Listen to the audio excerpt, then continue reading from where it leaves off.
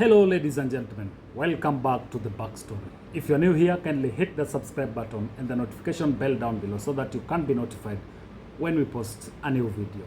Now ladies and gentlemen, there is a video that has gone viral, and it's about CS for Sports MURKOMEN talking yesterday while attending a graduation ceremony in Kericho. So I want you to listen in, because MURKOMEN was talking about the criticism that Kenyans have been leveling against President William Ruto. And he has attributed this to him being criticized because of his ethnicity. So I want you to listen in and give me your feedback. Tell me what you think about CS MURKOMEN's comments. Listen in. Mheshimiwa Rais kwa miaka mbili amebadilisha uchumi ya Kenya ambayo ilikuwa inaenda kusoroteka, na mpaka saa hizi tuko inflation imeshuka chini, will be the lowest we have had in almost 17 years. And he's being criticized. And sometimes I want to say this as I am in Kericho here. I find it unfair that many people, especially the church, the media, and our critics, are criticizing President William Ruto, not based on the facts, on the things we are doing, but it's a criticism that is laced with tribalism.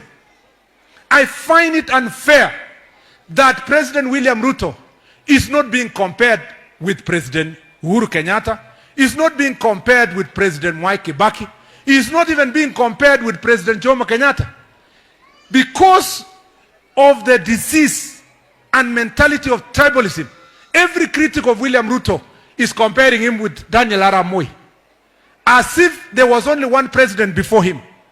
It is unfair to find fault on the president based on where he comes from, or comparing with a president who came from this community before. Let's criticize him for the facts as they are. Compare President William Ruto with his predecessor the first 2 years. Compare President Ruto with President Mwai Kibaki the first 2 years. In 2003, 2004, everybody was crying that President Kibaki amemaliza uchumi, amefanya nini, amefanya. By 2007, if it was not for post-election violence, President Kibaki was being celebrated for turning around the economy. And that's why we want to say here confidently that we have confidence in President William Samoei Ruto. If we give him the necessary time and criticize him fairly, we are going to get proper results for our country. And there is no other country. This is our country. Let us not lace our criticism with tribalism. Let us focus on criticism that are based on the facts and the issues at hand, so that we can be able to find fairly what we want to tell the president to do. Now, ladies and gentlemen, I want you to give me your feedback. What do you think after listening into that video? But let us give context to whatever MURKOMEN is talking about. MURKOMEN has tried to relate President William Ruto's performance, and has tried to compare his performance to the former presidents.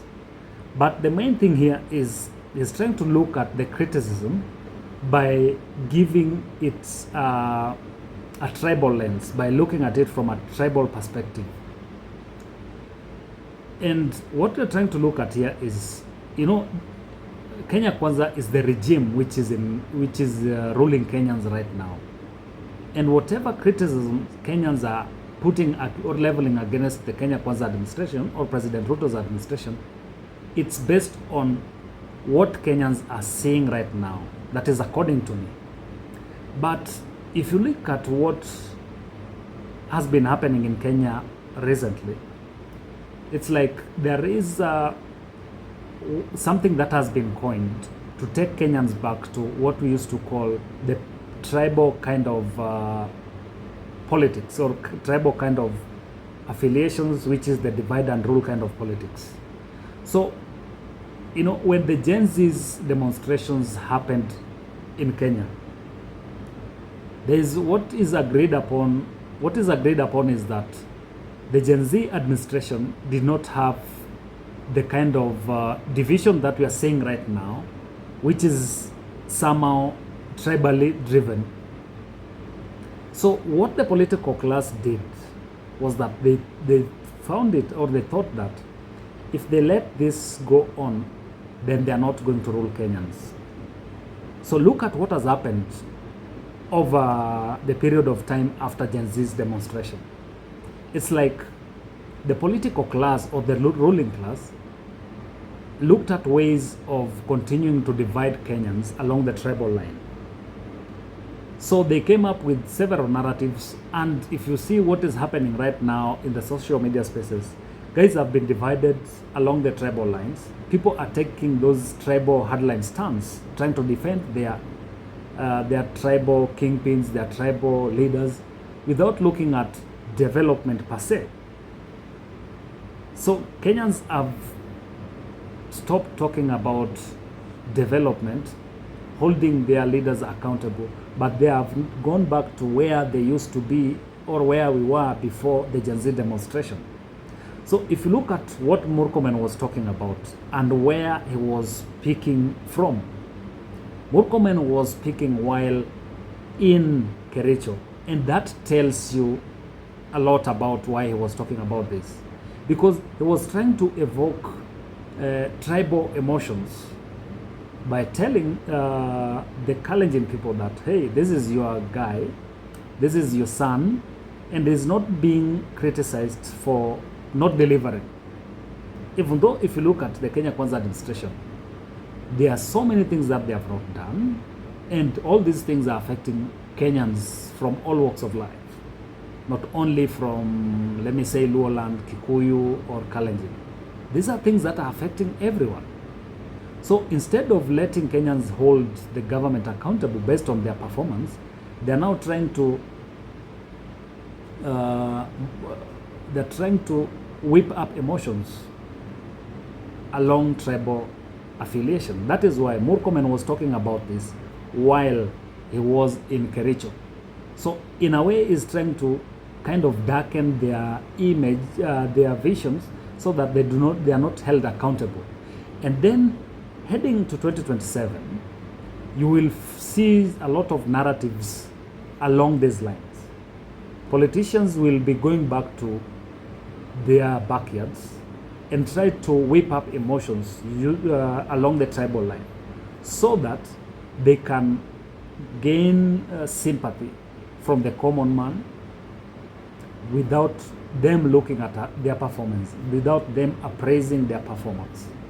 So this has happened in several ways, not only with the Kenya Kwanza CSS and political leaders, but look at what is happening in Central, look at what is happening in Lowland right now. All the politicians have gone back to their backyards, and that is what they are doing. So I think Kenyans need to wake up and start appraising leaders based on their performance. And this is not only happening at the national level, it's also happening at the, let me say, county level, whereby governors have failed to perform. Members of parliament have also failed to perform. So what are they doing? They are going back to their backyards. Because if you go to the county levels, you'll find that what is happening is that we also have divisions along clans, regions, and all that. So governors and MPs are also consolidating their backyards so that they can gain sympathy and support. But who is the loser in all this? It is the Kenyans at the end of the day. So we need to get back to where we were before pre-Gen Z demonstrations, so that we're able to hold our leaders accountable based on their performance. So ladies and gentlemen, that is my thinking, which I don't know what to think about. If you have a contrary opinion or any other opinion, you can comment on the video down below. Then we will sample some of your feedback, and we'll talk about them in our next video. So ladies and gentlemen, that is it from me tonight. Until next time, bye-bye.